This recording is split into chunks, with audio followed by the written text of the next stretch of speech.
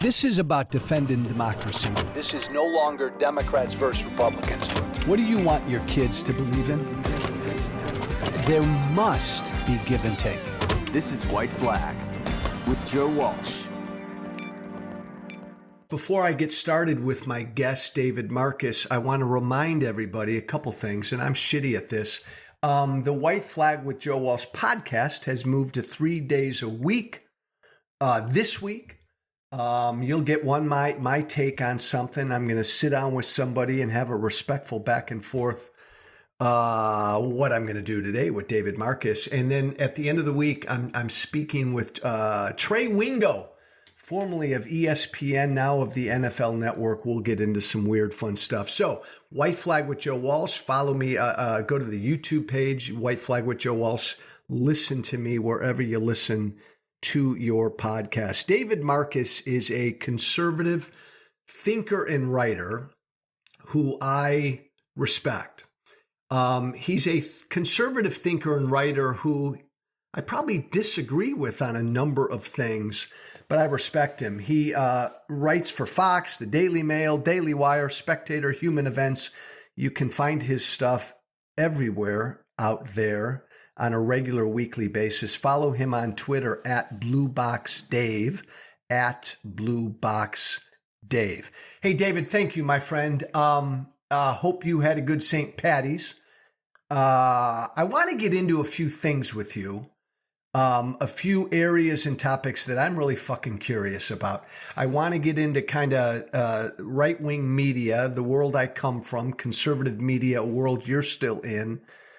I want to get into the new right, what this new right thing is, a world that I no longer at all am a part of, and I think you are kind of a part of. But I want to start with kind of Trump and what may be happening this week, and I think what might and is likely to happen this year, an indictment or two or three. You and I are chatting, David, today on Monday. Trump came out, it just feels like a year ago, like Friday, Saturday or something, and said, I'm going to be arrested on Tuesday. This conversation between you and I will put out on Wednesday, so we don't know if Trump was arrested yesterday. He could be arrested sometime this week. Maybe he won't be arrested in New York. I don't know. We'll find out. But you tweeted something that I found interesting, I think over the weekend. You tweeted, I'll never treat Trump as a victim. This is the game. Everyone signs up for it. But the array of government power brought to bear against him is astounding. Start there, my friend. Explain what you meant by that. Yeah, I mean, look, Trump was a very unique situation. Most people who arrive at being president or being a serious candidate for president have been politicians for a long time, right? They've been vetted. There have been all kinds of things. I mean, I remember when Trump first announced, and I was writing for The Federalist, I did a really deep dive into his connections with the mafia in the late 70s and early 80s, and he was in the business trades. There were a lot of connections, right? I mean, he bought the property where he put his first casino in Atlantic City from the son of a guy named the Chicken Man Testa, who's a Philly mob boss who Bruce Springsteen fans will remember the line about the Chicken Man getting blown up, right? I mean, that was all there. So, I mean, there was so much fertile ground, and I think journalists at first kind of like went all in on that. And then when it became clear that he was a viable candidate, and then, of course, when he became president, I think we did see even his own Department of Justice, the FBI in general, some of the career institutionalists in these federal and even state and local bodies of jurisprudence go after him in a way that I don't think we've seen before. And, you know, maybe we're now going to start to see it with Joe Biden, since the Republicans have the House and they have some, you know, ability to start these investigations into him and his family and everything. But I think what we've seen in regard to Trump is unprecedented, again, for some reasonable reasons, but it's just unprecedented. Well, so go there, and I'll push back a little bit, my friend. Like, And you said, I think you used the word unique, and I would say Trump is a unique phenomenon. And I think uniquely, that's why the FBI, the Justice Department, and so many people have seemed like they're always going after him. It's because of shit he's done. I mean, he got himself impeached twice. He went out of his way to try to obstruct the Mueller investigation. I mean, I don't think there's an array of government power that's been set against him because they want to take him down. I think if I buy your premise that there's been the FBI and the Justice and all these other government agencies, federal and state, going after him, it's because of shit he's done. Potential corruption or criminal activity he's done that's initiated all of this, no? Yeah, and I mean, again, it's like, Joe Biden shouldn't have classified materials in his garage sitting next to the Corvette, right? I mean, people do these things, and it raises the attention. Look, I do think we disagree. But don't you think there's something unique about Trump? Like you brought up Biden twice. Yes, I mean, as I said, he's not a career politician, right? I mean, when you're coming from these other places, you're not spending the last 2-3 decades of your life making sure that there's, attorneys scrubbing everything that you do. I mean, he did to some degree, but not for the kind of focus he was going to get as a presidential candidate. But David, isn't it? It's not only that he's not a career politician, it's that he's a pretty corrupt, uniquely kind of corrupt, potentially criminal, dishonest dude. I mean, it's not just that he, unlike Biden, and Biden's got his issues. I'll grant you, Trump is not a career politician, and I voted for him in 2016, and that's part of what the appeal was. But he's a pretty bad dude. And I guess my thesis is this is what's brought down all this rain upon him. It's because of things he did. I mean, that may well be the case. But the bottom line is the way this ultimately gets sorted out is voters decide if they're able to tolerate this level of, if you want to call it corruption. I think we can call it sort of like at least abnormal behavior for a presidential candidate, right? I mean, I think most of us 5-6 years ago assumed that if somebody basically admitted to paying hush money to a porn star for having an affair, that was disqualifying to be president of the United States. Turns out it's not. Okay, and you and I probably agree. There's nothing illegal about that. Right, but whether there is or there isn't, like ultimately, you or I or anybody else can say can bemoan the state of a society that would elect such a man president.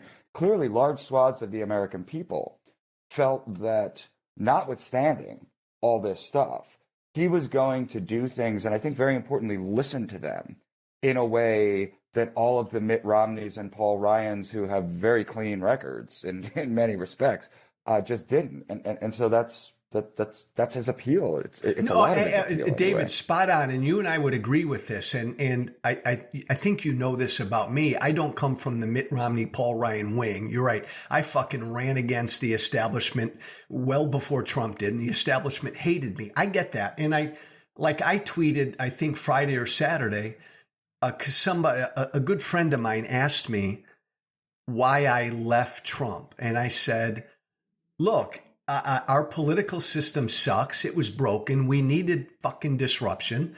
I wanted a disruptor. He was a disruptor. I think there are good disruptors and bad disruptors. In my mind, he turned out to be a bad, evil, corrupt, criminal disruptor. And I couldn't support bad, evil, corrupt, criminal, even though I liked disruption. Do you agree that, I think you agree that Trump was a disruptor? Yeah. Clearly. Do you agree with me that there can be good disruptors and bad disruptors? Or play with I don't know, man. I don't spend a lot of time thinking about good and bad outside of church. Do you think he's a bad person? I don't know. I don't know the guy, man. Oh, come on. on. No. I don't. listen, I have friends who know him, right? I don't go to Mar-a-Lago, right? I'm not that's not my thing. I don't go visit Ron DeSantis either, right? Like, but I have friends who do, and they say he's a very nice man. I don't know, man. These are I see now you are a politician, so now this is going to be hard for me to say. But I don't. That's not how I look at politicians. I mean, I don't know. You could be the nicest seeming guy in the world on TV and go home and beat your kids. I don't know. I don't know. Okay, fair, because I don't know Trump either. So what do? We base it on things he says and does. We base it on his actions. You and I from afar.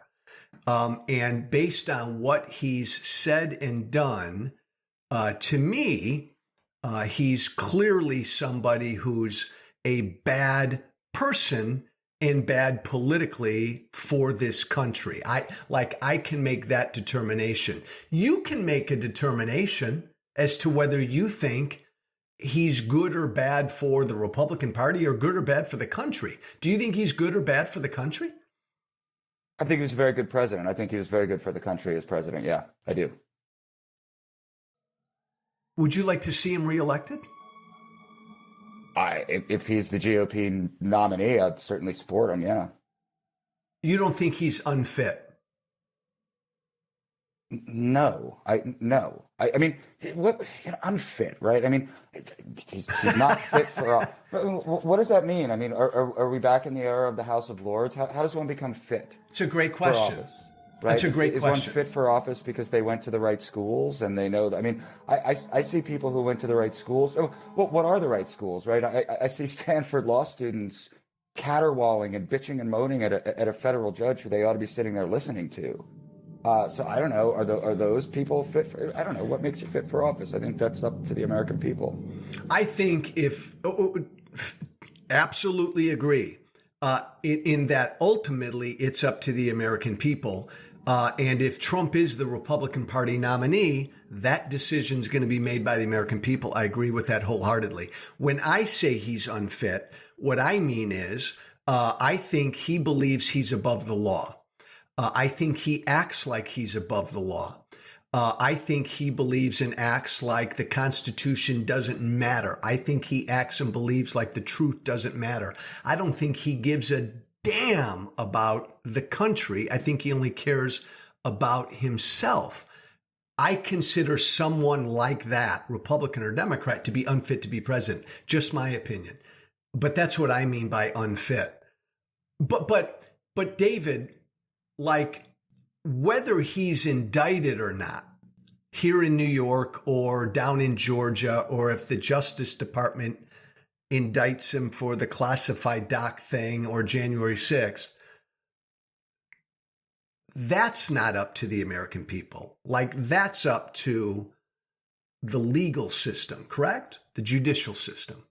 Whether he'll be indicted or not. It's interesting. Look, I've been obviously thinking about this potential indictment in New York. And one thing that I learned living in New York for 2 decades is that when something's happening in New York and you want to have like an explanation for why it's happening, you probably want a New York explanation because people there don't spend a whole lot of time looking beyond the borders of Gotham and caring what happens there. So from that point of view, I think the most important figure this week is Manhattan District Attorney Alvin Bragg. So, Alvin Bragg is a very progressive, Soros-backed district attorney. Crime is out of control in Manhattan. Bragg is under attack even from the mayor of New York City, who is also a Democrat, right? If Alvin Bragg can deliver the limousine liberals in Manhattan their long dreamed of photographic image of Donald Trump in handcuffs or Donald Trump's mugshot, that guy's never paying for a drink in Manhattan again. He'll get reelected. He'll have to take a helicopter from penthouse to penthouse because there won't be time in his social schedule for elevators. I mean, this will make the man a hero for the rest of his life. So if I agree with you that if I grant you that Bragg is a Democrat and this would certainly, an indictment of Trump would certainly help him politically, would you or answer this? Is there any way Bragg would indict Donald Trump based on the facts and the law, or will it only be purely a political decision in your mind? I mean, I think based on Alvin Bragg's history as district attorney, I mean, it has to be the latter. I mean, this guy won't indict people who go in and try to rob bodegas. He will indict bodega owners and has indicted bodega owners who try to defend themselves. So yeah, I think Alvin Bragg makes political decisions as district attorney pretty much every day that ends in Y. So there's no possible way, David Marcus, that Bragg could ever lay down an indictment of Trump that would be based on facts and the evidence. No way. Listen, I can't get in Alvin Bragg's head, as you said before. No, but you are. I love you, I man. mean, I'm not getting in his head. He's very explicit about the fact that he doesn't want to indict people for certain violent crimes, right? Why? Because he believes that there's systemic racism and socially and politically we shouldn't be doing this. Now, Trump is a very powerful man, so that fits into, yes, of course we should. Look, this is Trump's great talent, right? One of his great talents. He has a few, I think. Trump has this ability to make what ought to be like enormous, historical, unprecedented events absolutely banal. Happened with both of his impeachments, right? Impeachments forever. Well, nobody cares. Doesn't matter. It's not stopping him from running for president again, right? And this thing, I don't know what happens. Let's say he gets indicted. Let's say he gets convicted. Let's say he gets fined. So what? Well, two things. So what? I agree with you that, again, because Trump is a uniquely bad criminal character, he's broken down all the walls in what matters, especially with the people who support him. And we can get into that. They don't give a damn about the rule of law anymore. In fact, over the last 5 years, David, as I talk to Trump supporters, and I still do because I come from that world, they don't give a fuck that he's a criminal. They will tell me that. Now, to me, that's problematic. No matter what you're trying to achieve politically, if you don't mind that your president is a criminal or breaks the law, I got a problem with that. I agree with you on this potential New York indictment. I think it's clear that Trump broke the law in that he falsified the records for the Stormy Daniels payment. Misdemeanor. And if they indict him, they've got to try to turn it into a felony, which means they have to tie it into another crime or another crime he was trying to avoid, all of that. And that, in the grand scheme of things, David, of all the potential Trump indictments, this Stormy Daniels thing in New York, pressuring elections officials in Georgia, inciting an insurrection, all this is the least important and maybe the most difficult to prove. But I think both can be true in that Trump broke the law, but bringing an indictment against him in New York may not be the smartest political thing. No, I think it's a brilliant political thing. I think that like I said, like Alvin Bragg. The first line of Alvin Bragg's obituary will be that he was the brave district attorney who finally stood up to Trump. It's a brilliant political move. Of course it is. For him. But who else is making the decision?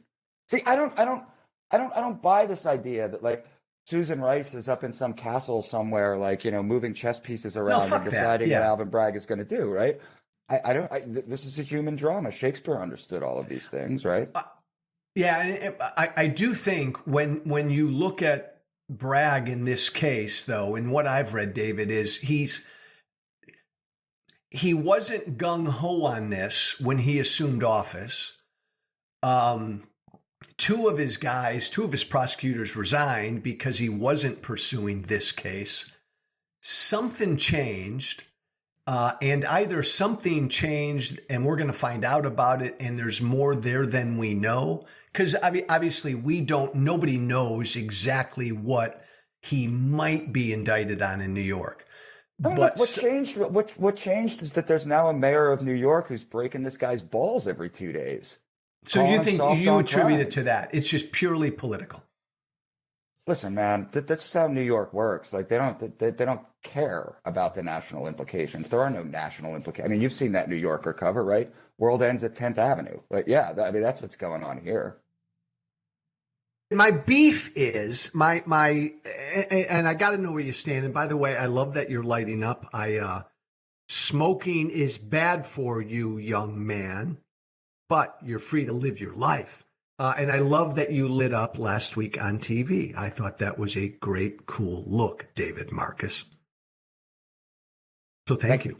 I just appreciate it. You're welcome. No. Here, but see, it's this We're notion. old. We're old. You remember Tom Snyder. You remember this. I loved Tom Snyder. Yeah. I'm not quite there yet, but that couldn't be brought back today, right? what, Tom Snyder? None of those guys could. Imagine Don Rickles No. trying I'm saying like anybody on set smoking a cigarette. Well, I don't know, right? Maybe it could, maybe it couldn't. I can't do it when I go on Fox, but I guess there's still rules for over the air. I mean, I think on cable or podcasts, there's no reason. I mean, clearly, I've been doing it for months now. So, yeah, we can bring it back. Everybody out there who didn't hear last week, David Marcus was on TV on Newsmax with Eric Bolling, and David lit up a cigarette, and I thought it was just awesome. Eric Bolling, the host, thought it was awesome. And it was a good look, and it was, and I say that as someone who's not a smoker, but it was cool. David Marcus, my beef is this notion of a fucking deep state that's been after Donald Trump from day one, from the moment he became viable and the moment he got elected, that is clear and utter bullshit. And I say that as someone who is always naturally skeptical and distrusting of government. The deep state notion on Trump is bullshit, correct? I don't think so. I think it's probably overstated sometime. I mean, listen, the notion of a bureaucratic leviathan goes back at least to the 18th century, right? We understand that underneath the elected element of government, there is a career government. There are these officials who are just in these places like the FBI, the DOJ, the Department of Defense, whatever it is, right? I think there has been a big degree of far left institutional capture of all our institutions, whether it's higher learning, the Department of Justice, whatever it is. Like, well, I agree with that. They all have DEI instructors. So, look, I think, do I think white supremacist terrorism is a problem in the United States? Yes. Do I think Antifa is just an idea? No, I think they're both big problems. And I think the FBI ought to take them both seriously. Clearly, that's not what's happening, right?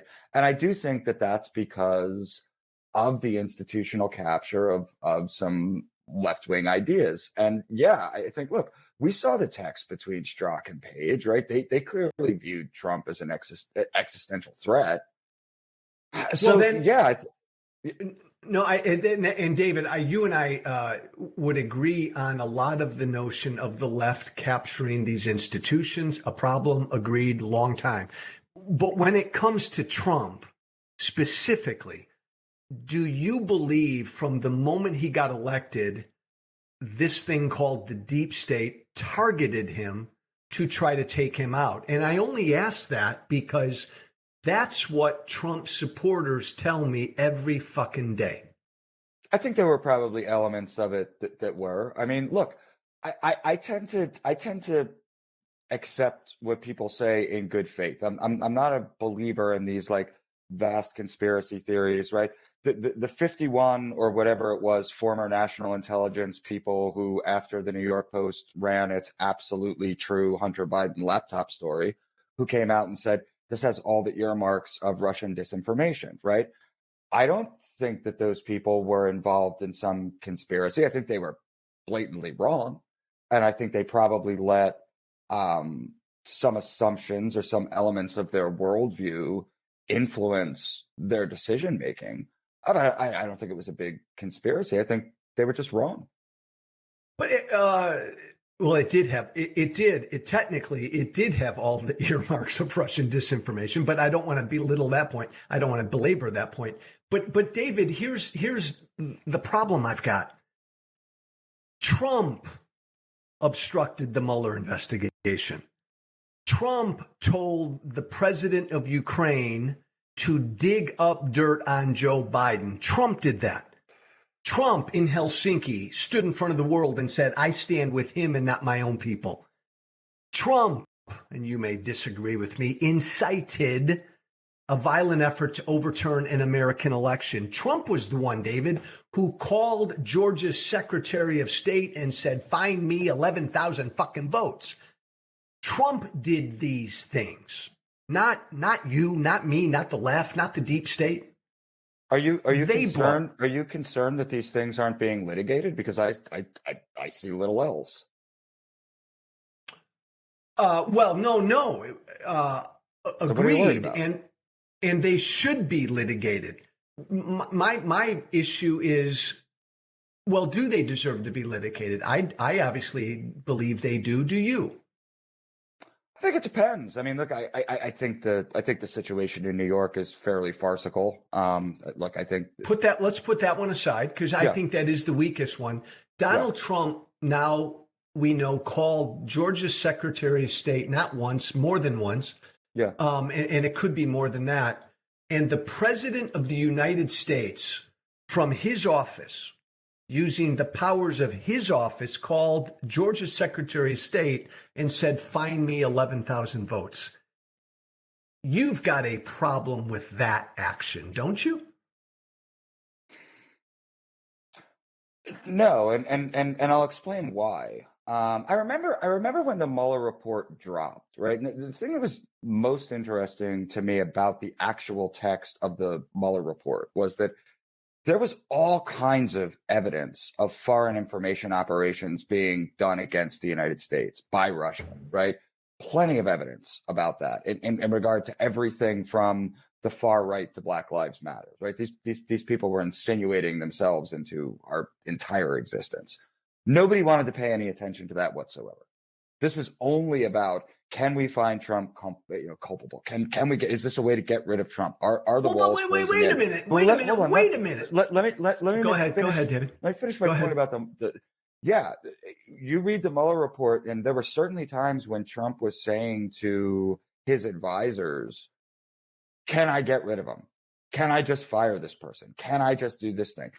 And they said, "Well, no, Mr. President, you can't." Right? There's no reason Trump would have known that he couldn't do that. Trump's used to being a CEO of a corporation. He can fire whoever he wants. So, yeah, again, back to the fact that Trump is not coming at being president from decades of political experience. He asked a lot of questions to which the answers were no.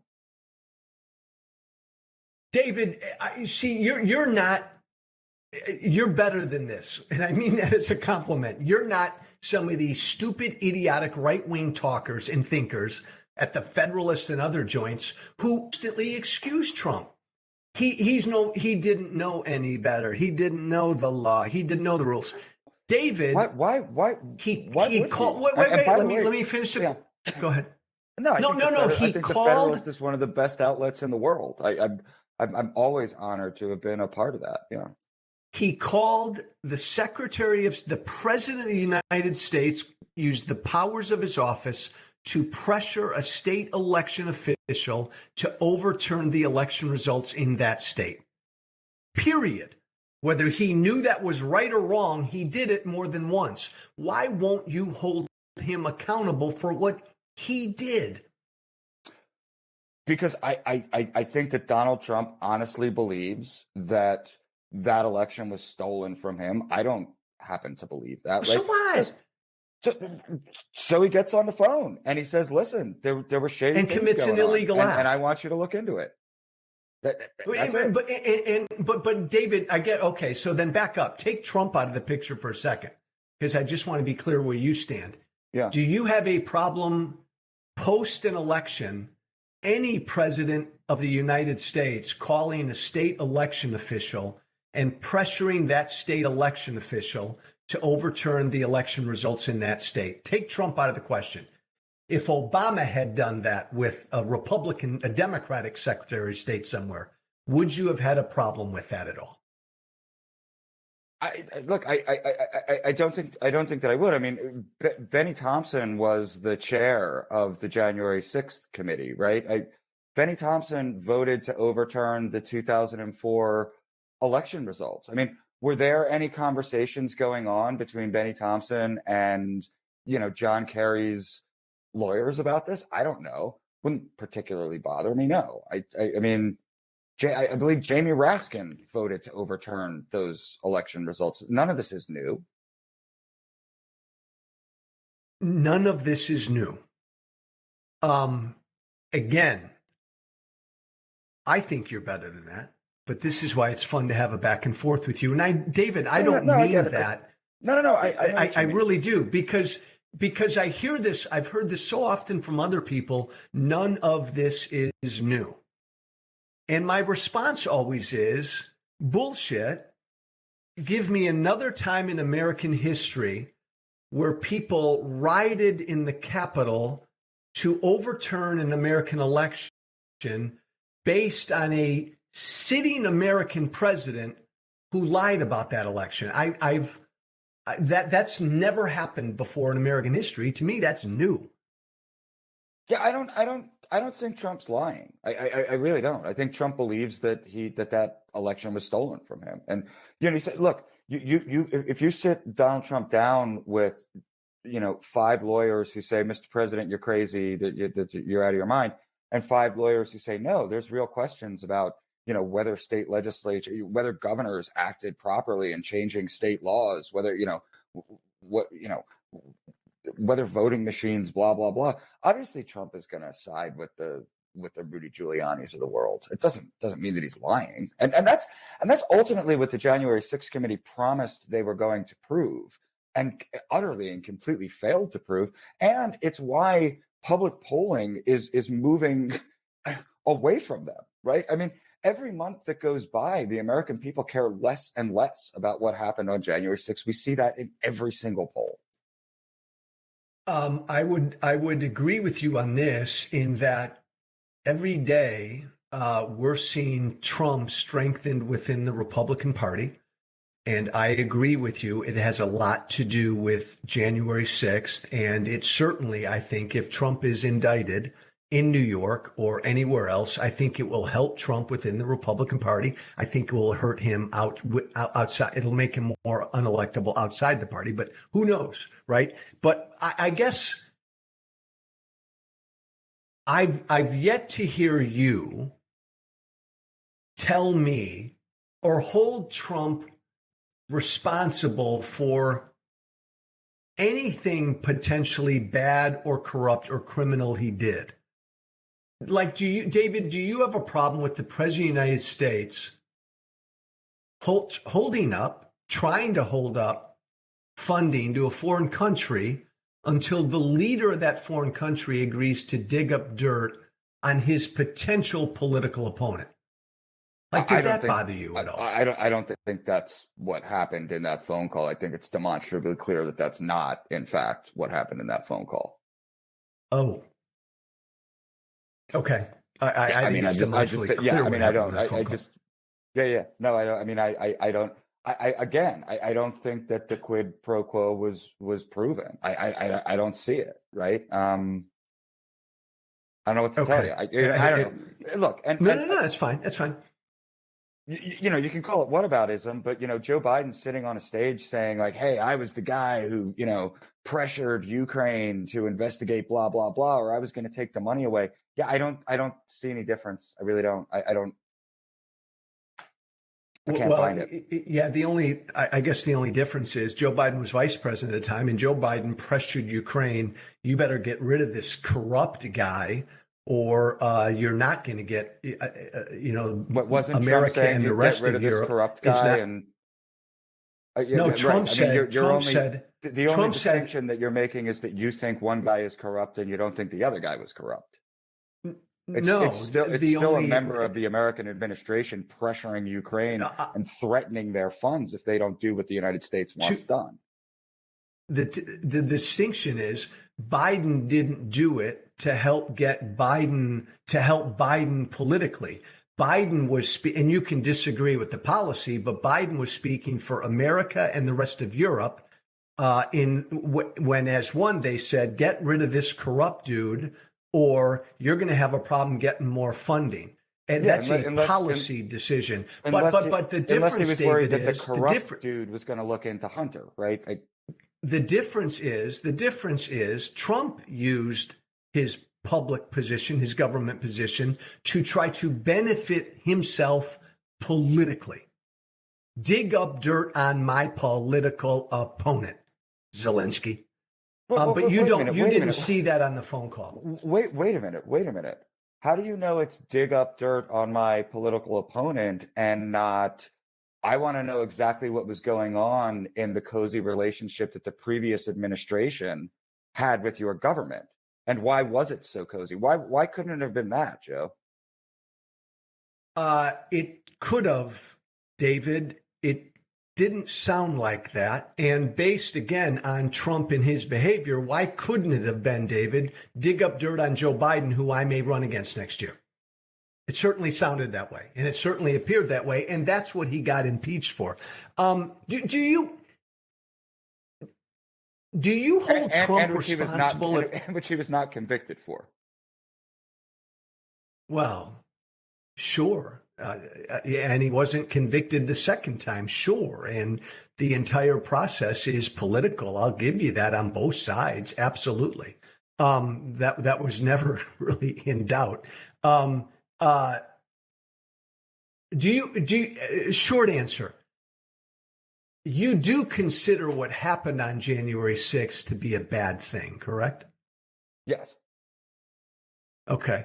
Do you hold Trump responsible at all for what happened on January 6th? Not particularly, no. You don't think, and again, I know you don't think you think Trump believes he really won. Yes. So in his mind, he wasn't lying. Correct.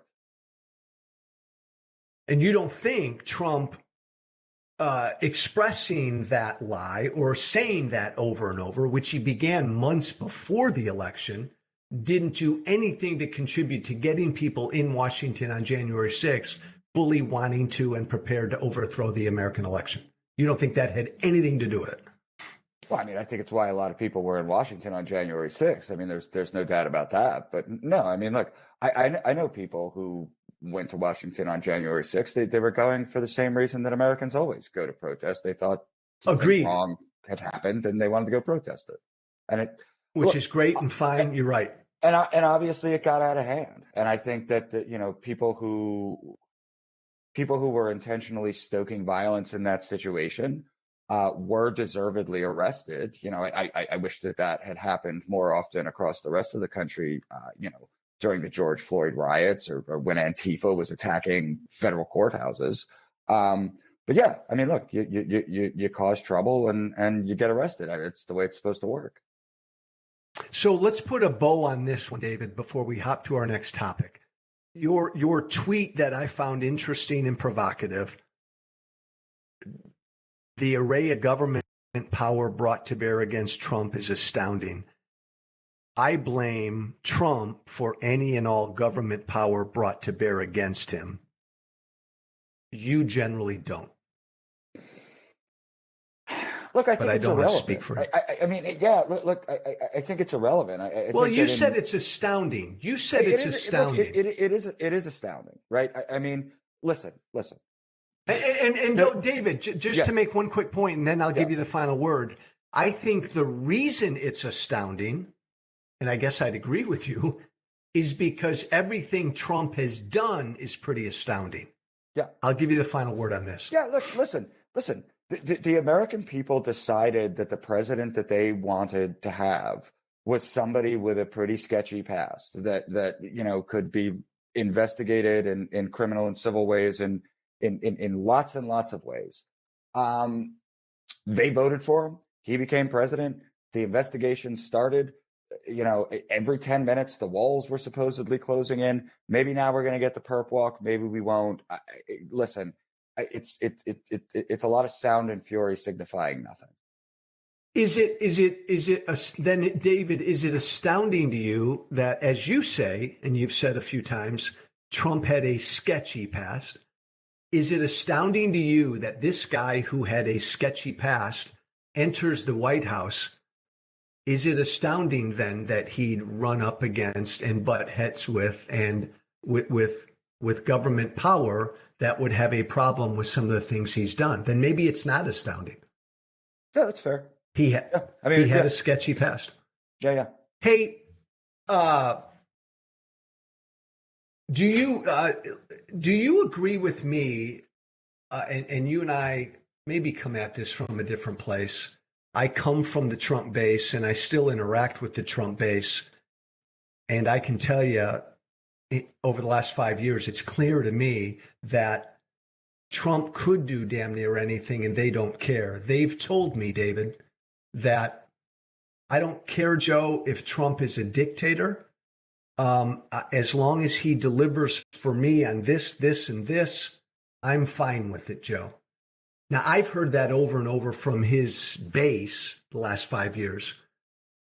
Do you agree with that? Or do you think that element is there, that authoritarian impulse in the Republican Party base is there? I mean, I don't think Trump did anything that was particularly authoritarian. I think what Trump offered to voters in 2016 that they hadn't seen in a long time was, he said, listen, what the Republicans have typically sold you on is that we're very competent. We know what's best for you, and that's what we're going to do. Donald Trump looked at the voters and he said, I know what you want. I'm going to give you what you want. And look, I think in a lot of respects he did. In some ways he wasn't able to. Was it BS? Did he really believe it? Doesn't matter. It doesn't matter. I mean, it just doesn't matter, right? I mean, think of it like going to work at a company. I mean, do you want a boss who is very loving and really cares about you and everything, but you don't get paid very much and the business goes under?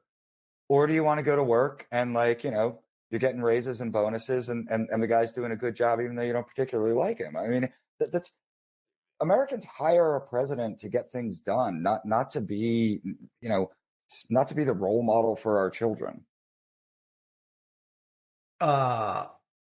I agree with some of that. And again, that's part of, I recognized it, and that was the world I came from, and I voted for Trump in 2016, and I understood that was part of his appeal. But could you work for someone who lied to you every time he opened his mouth and cheated and stole and did everything else, even if the company was doing well? Could you work for someone like that? I couldn't. I can't work for anybody. But, Well, and that's, again, David Marcus, why I have a fucking hell of a lot of respect for you. I mean that. But I'm gonna pound on you for a second as we segue into our second topic. My theory, David Marcus, on right-wing / conservative media in the age of Trump has always been there are three kinds of players in conservative media. The kind of talkers and thinkers and writers who, once Trump got elected, they jumped on the bandwagon. They became cheerleaders. They became Trumpy. Trump could do no wrong. In the media, I call this like Sean Hannity on Fox News. The second group of people were people who opposed Trump.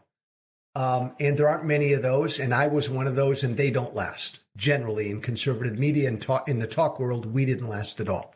They do okay on MSNBC. Well, two things. Don't get paid for that. At least I don't. Maybe some do. But believe me, I know. I got paid a hell of a lot more before Trump came along, but not important. Sorry to interrupt The third, no, David, that's a fair point, and it's a fair point in that I'll acknowledge with you that there are plenty of never Trumpers from the beginning, and I wasn't from the beginning, who have benefited financially, and they've done what they've done to benefit financially. Completely agree. The third group of right-wing conservative media talkers and thinkers and writers are people who have generally tried to, as best as they can, ignore Trump and focus on the bad, the left, the extreme of the left. And I think this is like the Ben Shapiro group. Ben Shapiro has made a shitload of money doing the best he can not to have to talk about Donald Trump every day. Tucker Carlson, I think, falls into this group, unlike Hannity and a lot of the Trump cheerleaders. I think you've done a really good job of keeping an independent voice. I do not doubt that. But I think you do your best, and you've done it in this conversation. I'd put you more in the third group. You know, try to ignore having to deal and talk with Trump, and let's focus on the fucking left. Is that fair? Is that what, I mean, where would you put yourself? Or do you disagree with my three? No, I think those categories are fair. Yeah, I mean, look, I'm not terribly interested in policing the right. You know, I look over at the left and I don't see the left being policed a whole lot. I don't view that really as my job. I mean, unlike you, I was very never Trump in 2016. I did not vote for Trump in 2016. I was very, very worried. Time out.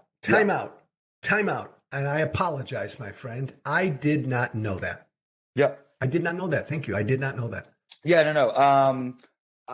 You know, I was no Hillary Clinton fan. It was funny. I remember walking to the polls that day, and I was saying to my ex-wife, I was like, you know, I don't want to vote for Trump. I really don't want to vote for Clinton. And my mom had passed away years and years ago, back in the 90s. And my ex said, well, you know, your mom always wanted to vote for a woman for president of the United States, maybe. And that's what I did. I ended up voting for Hillary as a avatar for my mother, right? But I just thought, why didn't you vote for Trump?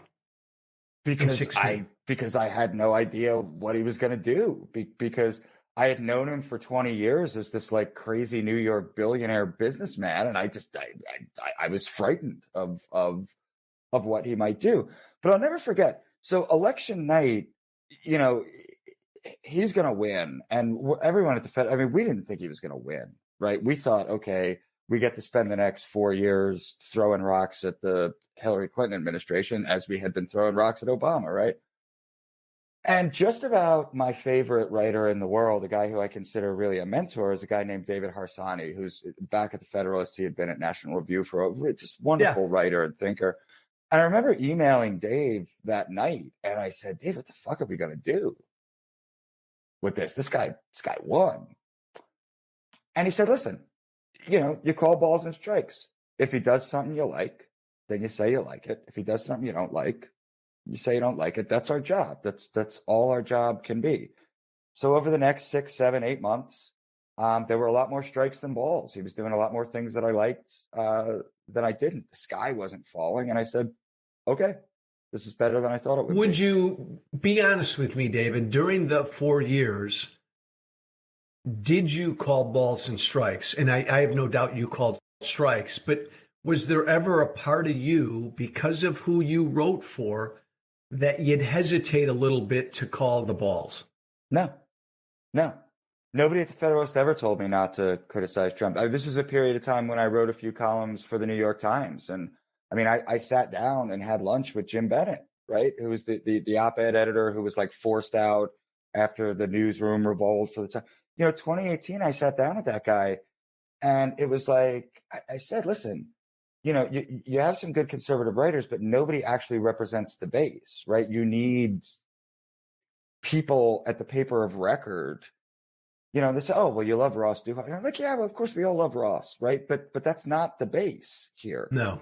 And he was never, and I think he was trying to bring me and a couple other people on board, but you always hit a wall where it was like, as long as I was criticizing conservatives, the New York Times would run me all fucking day long. The moment I said, well, I'd like to run a column criticizing the left, crickets, right? David French is running into this right now. He's been there for 3 months. I've yet to see him run a column at the New York Times criticizing the left. It's amazing. It's amazing. It must be, David, it must be the different worlds we come from. Like I come from talk radio and on Fox News all the time back then. And I was told specifically that you can't call balls and strikes. I need you to call strikes. I need you to speak well of him. No one's ever said anything even remotely like that to me. Never. And if they did, I'd quit. I mean, not. And again, well, this is why. Look, I was on staff at the Federalist, and nobody ever said a word like that. I mean, not a whisper, Joe. Hey, David, I believe you. Stood for it. Yeah, I totally believe you. I was, and it was made clear to me. And I was syndicated on a couple hundred markets. I was going to be the next Rush Limbaugh for Salem. And it was made clear to me, you got to be a Trump. You got to be on Team Trump, period. I couldn't do that. I could only, like you, and I think you and I are alike in this, I could only every day when I grabbed the fucking microphone, I could only say what I believed. And as he got, this is where you and I diverged. After he got elected, even though I voted for him, I had concerns. And then I just began to see a lot more balls. And I saw bigger balls than any of the policy strikes I liked. I was specifically told by people on Fox that if you're a Republican, Joe, and you criticize him, we can't have you on. Do you have a problem? Last one on this one, David. Do you have a problem in the media on the conservative side with the Trump cheerleaders who are just cheerleaders no matter what, and they don't call balls and strikes? Like, I don't know. They've done well. By the way, they've done well. And you know people like that. I don't criticize people for how they make a living, generally speaking. I mean, listen, this is politics and journalism are in some ways a lot like the mafia, which is, of course, being from Brooklyn, that doesn't exist, but you understand what I'm talking about. Yeah, no, I control what I do. Look, do I spend a lot of time hammering CNN? Yeah, I mean, that's my job. Stop. I want to stop you there because that's interesting, David. And I appreciate what you just said. It's my job to criticize CNN. Would you ever write an article criticizing Tucker Carlson, who it's clear by now lies to his audience? It's clear he does. But would you ever criticize him? I mean, I think that I have. I like going on Tucker's show. I think Tucker's a deeply important, perhaps the most important intellectual voice on the right now. Look, honestly, it's difficult for me because I do have conflict of interest at almost every outlet on the right because I write for them all. So yeah, it's not that's not something that I really look to do. And also, like I said, it's interesting. The policing of the right, 3 or 4 years ago, the policing of the right was coming from people like Jonah Goldberg or David French, the more, I don't know, moderate wing, whatever you want to call them, right? The Dispatch and Bulwark people saying to the more Trumpy people, oh my goodness, blah, blah, blah. What is wrong? The policing of the right today is coming kind of from a different source. I see it much more from the sort of DeSantis-oriented, sort of college-educated Republican directed at the Trump supporter, saying, well, this guy can't win a general election. You people are stupid. What is wrong with you? Why are you in your Trump cult? So I don't spend much time policing the right at all. That's a fair, I don't know if it's criticism of me, but it's fair to say, yes, I keep my focus on the left. I don't spend much time policing the right. No, David, I appreciate the honesty. I mean that. I appreciate the honesty. It's not your job. I get it. And there are conflicts, obviously, because of who you write for. If you went after Tucker for what he said or Hannity for what he said, that would be, I get it. I had a radio colleague at Salem who told me to my face, Joe, I will only go after the left. I will never go after Trump because that's what my audience wants to hear. He had different conflicts. I get it, and everybody's got to do what they got to do. I understand that.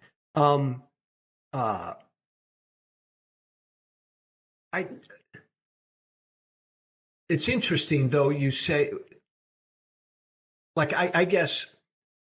And I'll give you the final word on this, because I come from the base on the right, and I've been excommunicated, I've always felt like it's part of my job and my mission, like their family, to call out where I see like they've gone wrong. But because of that, David, I'm not really working anymore on the right. Well, but anymore. I mean, Joe, let me ask you, were you excommunicated or are you a Protestant?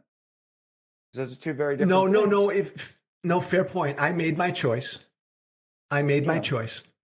I don't come from that base. I mean, in a lot of ways, Trump really did bring a lot of people from what we would have thought of as the sort of middle, right? I mean, we've talked before. I've told you that my background is Pennsylvania pro-life conservative Democrat, union guy, Bob Casey Sr., right? Mario Cuomo. That's my, when I was a kid, like that was the political soil on which I was grown. That doesn't exist anymore. And I think for a lot of people like me in places like Pennsylvania and Ohio and West Virginia, Trump spoke to some of that tradition in a way that nobody on either side really had in a long. Look, David, on this, you and I are in agreement, and it will always make me profoundly sad because, again, Trump's support was my support, and I understood what he tapped into, and it was so important to be tapped into. I completely agree. I just couldn't support someone who I think is lawless and all the rest, but I agree with that. I've enjoyed this, even though I've wanted to slap you upside the head a couple times, and you've probably wanted to slap me upside the head a couple times. Final topic. Like, I don't fit with where this new right is today. I want you to help explain what this new right is. I'll start, and then you can improve upon what I'm about to say. I'm a free market guy. I'm a libertarian kind of guy. I'm keep government out of my life, period, kind of a guy. Today's right, David, to me is an authoritarian thing. And I get it because, as you said early in our conversation, the left for eons has dominated academia and the media and government and popular culture and all the rest. So Trump gets elected and Republicans have some power, and this authoritarian impulse to use government, the powers of government, to get back at the left for everything they've done. It's something I can't abide by. I understand it, but I think it also explains why Trump is so popular. And if not Trump with the Republican base, it's DeSantis. Because DeSantis has clearly exhibited in the last couple of years, he's got the same kind of authoritarian tendencies. I'm going to use the power of government to punish my enemies and try to right what the left has fucked up all these years. Do you buy any of what I'm selling? I don't buy that it's authoritarian. I absolutely believe that it is a movement against conservative ortherdoxy. Yes. Yes. Define conservative orthodoxy for me. Well, I mean, conservative orthodoxy for years was what did Ronald Reagan say? He said, government's not the solution, government is the problem. Clearly, Ron DeSantis believes that quite often government is the solution. I mean, that this isn't authoritarian, right? I mean, he's doing it by winning elections, right? I mean, he won the last election by 20 points. So clearly, Florida voters are. Well, but point of fact, authoritarians typically can do quite well in elections. So I don't know that means. But look, DeSantis goes after private companies for speaking out. goes after social media companies for setting their own rules? If that's not authoritarian, yes, what do you call it? Yes, but, well, I mean, because these are the new rules of the game, right? I mean, did Stacey Abrams go after Major League Baseball and say, like, get the All-Star game out of Georgia because they're allegedly, passing racist voting laws, which, by the way, led to higher black turnout than they had before? I mean, come on. Well, hold on. One distinction, David. One distinction. Agree. Yeah. Abhor what Stacey said, but Stacey wasn't in a governmental position of power. She was not a governor or a president. That matters to me. I don't think it does matter, and I think, but I think what you're tapping into is a very real thing. Joe Biden likes to say that this is not your father's GOP. He's right. This is a Republican Party that is far more comfortable with using the levers of government power. And it's not just DeSantis, right? It's guys like Hawley who want big tech to have to play by some rules.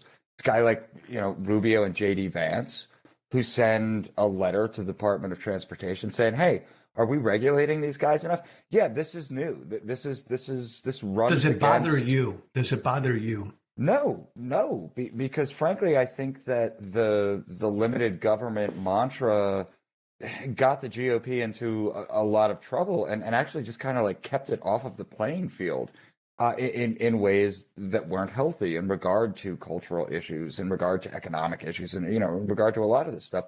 To me, this is just a new wave of conservatism, and I don't have a problem with it. Well, I agree with that. Yeah. I agree with that.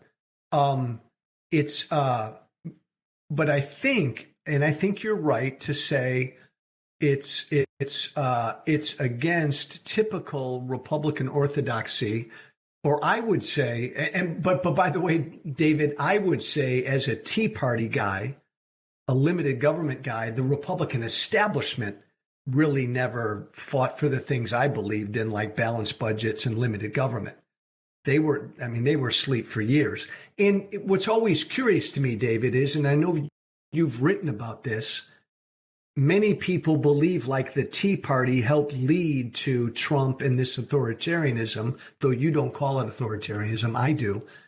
But I guess, and I was there at the beginning of the Tea Party. The Tea Party got me elected. We talked about freedom and keeping government out of people's lives and all this debt. Maybe the Tea Party never cared about that shit. I don't think that the Tea Party is what brings us to Trump. I believe that the Reform Party of the 1990s and very early 2000s is what brings us to Trump. I think Ross Perot. Yeah, the H. Ross Perot, Pat Buchanan, voting base, Rust Belt, Midwest, why did you send all our jobs to China, and where are these green jobs that we've been promised for 20 years that never seem to materialize?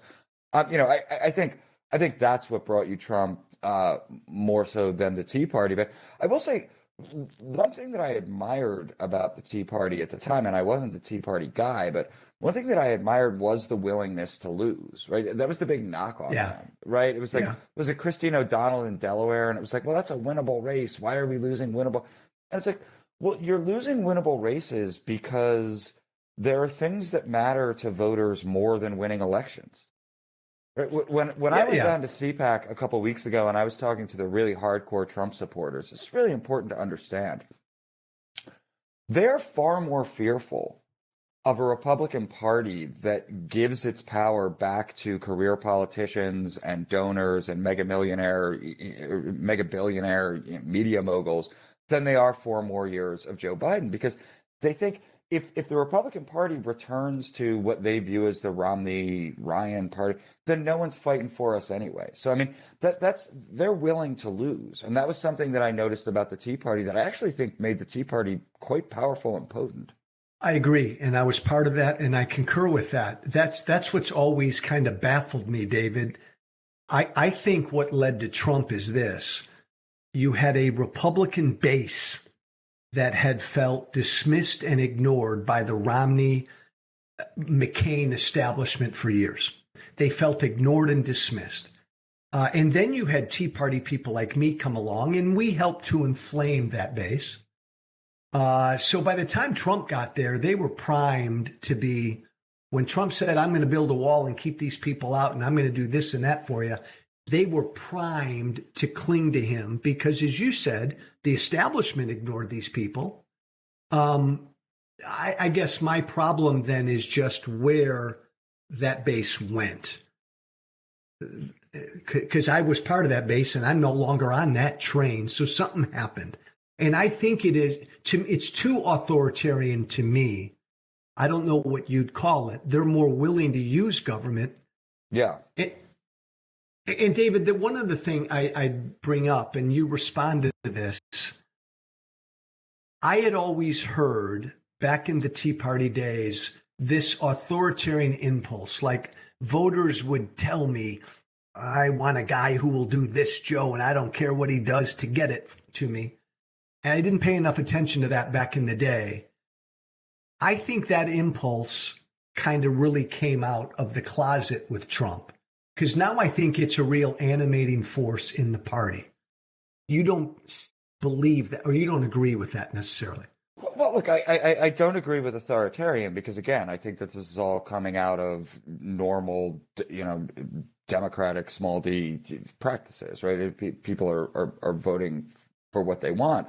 I do think that in many ways, a lot of voters, and not just conservatives, feel that a bunch of people who they didn't vote for have made extremely consequential decisions over the past 10 or 15 years about, for example, whether their 7-year-olds should be taught that they can choose their own gender.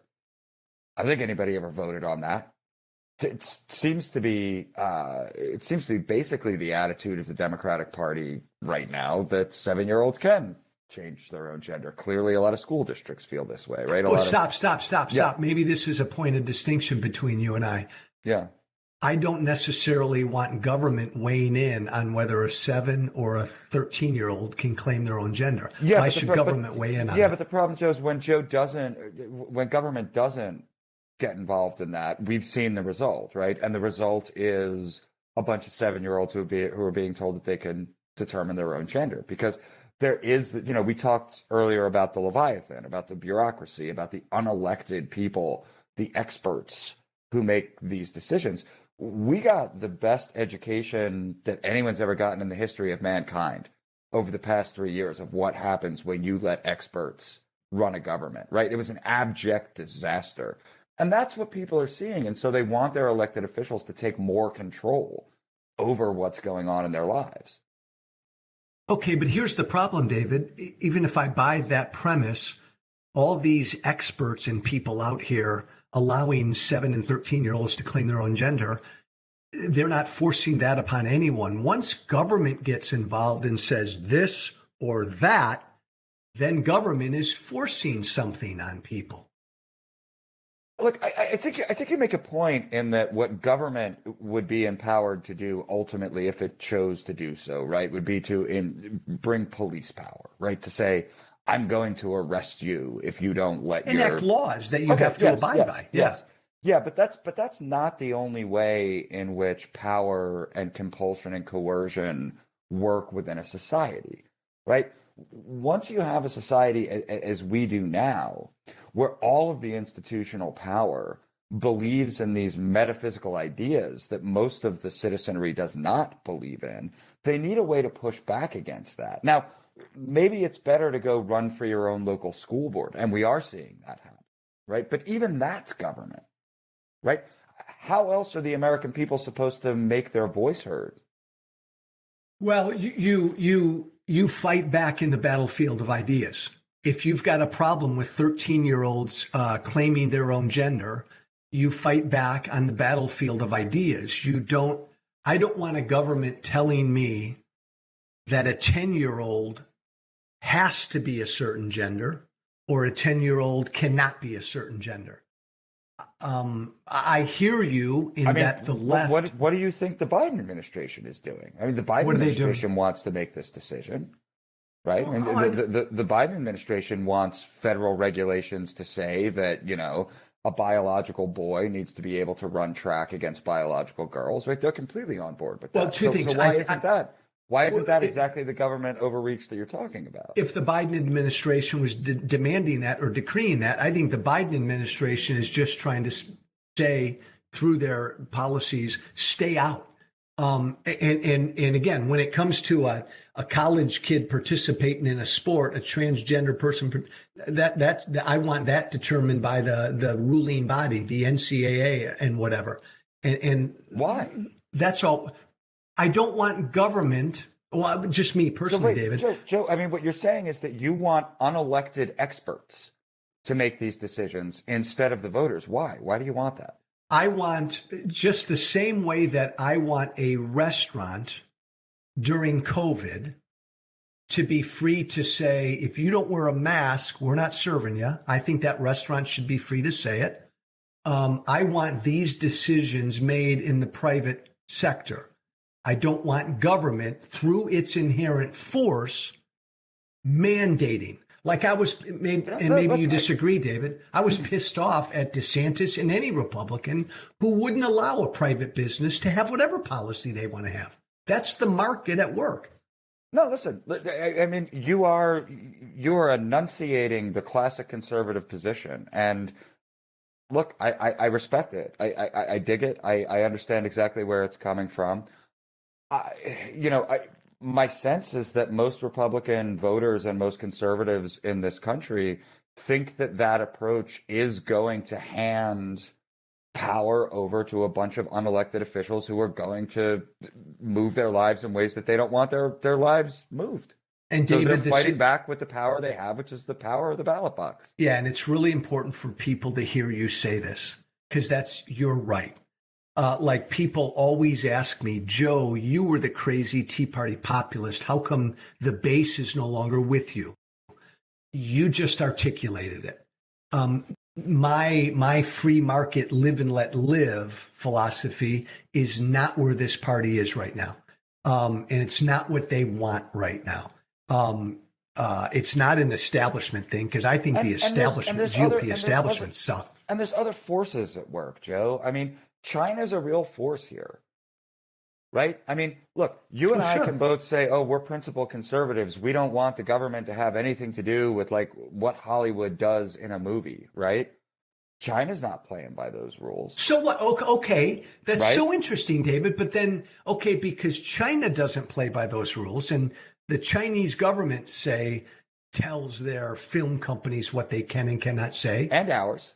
But then do you believe the American government then should have that same power to tell Hollywood what to do? I think that the American government has abdicated its responsibility in many ways in regard to new media. My favorite example is independent fact checkers, right? I think, listen, you want to hang up a shingle and say, I'm an independent fact checker. Hey, Facebook, hey, Twitter, hire me, and I'll tell you whether to, de-amplify these stories because they're untrue or whatever. Okay, you want to do that, you can do that, but you have to obey the same rules that stock analysts do. There has to be regulation. I can't become a stock analyst and say, hey, you ought to buy my buddy's company. It's really great, right? No, there's laws against that. So, yeah, I do think the government has to get involved. David, in this stuff. Yeah. Okay, I want you to clarify this, because you light up. Don't you dare not light up. I just did. Okay, I want you to clarify this, because I thought you gave me a tap dancing politician's answer. I asked a very specific question. Do you believe our government should have the power to dictate the content that comes out of Hollywood? Yay or nay? No, not Hollywood. Look, a Hollywood movie is protected by the First Amendment, so there's nothing you can do. So then you don't want us to be like China in that regard. No, but China is already being like China with our movie industry, right? Agreed. Okay, just as long as that point's clear, yeah. No, agreed. But to fight against China, you don't want us to have our government to have the same power that the Chinese government has. Not over our own entertainment industry, no. Not the entertainment industry and not the news industry. Would you? Okay, you'd say really over any creative aspect of popular culture, right?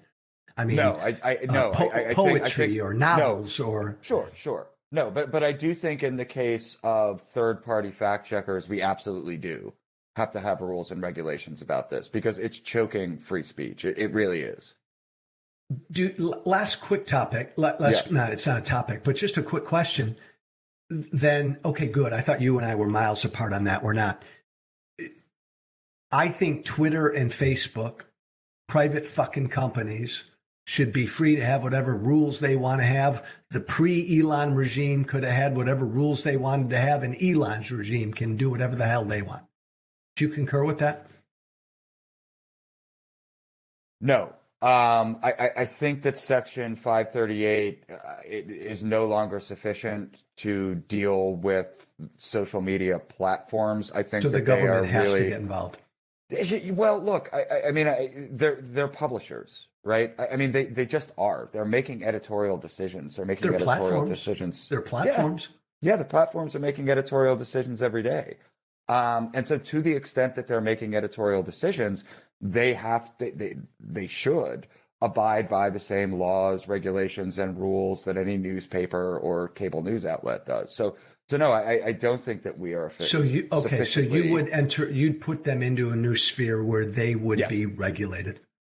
Yeah, okay. because they're clearly publishers. Look, it's not 1998. I mean, this isn't just like a chat board where anybody puts up what they want. There's clearly editorial decisions being made, and so they need to be treated as publishers who are making editorial decisions.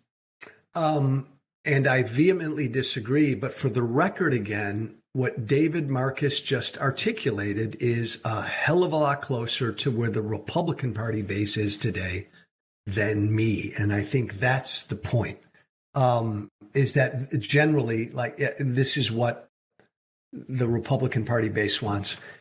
Hey, David Marcus, I want to tell you something, man. I've enjoyed this. Thank you for coming on. Thank you for being honest and expressing your views. Everybody should follow David on Twitter at BlueBoxDave.